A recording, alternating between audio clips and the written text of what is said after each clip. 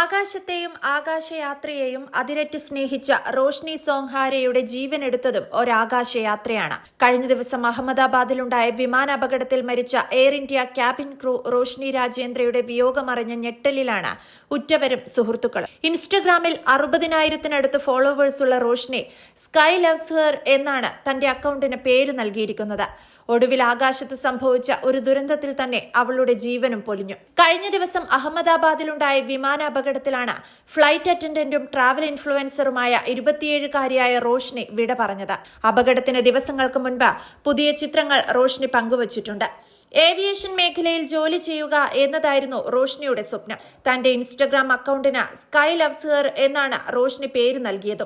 60,000-നടുത്ത് followers ഉണ്ടായിരുന്ന റോഷ്നിയുടെ അക്കൌണ്ടിൽ അധികവും പങ്കുവച്ചിരിക്കുന്നത് ജോലിക്കിടയിൽ വിവിധ രാജ്യങ്ങളിൽ നിന്ന് പകർത്തിയ ചിത്രങ്ങളും റീലുകളുമാണ്. അപകടത്തിന് ഒരാഴ്ച മുൻപും ചിത്രങ്ങൾ പോസ്റ്റ് ചെയ്തിരുന്നു. 2 വർഷം മുൻപാണ് മുംബൈയിൽ നിന്ന് താനെയിലേക്ക് റോഷ്നിയുടെ കുടുംബം താമസം മാറിയത്.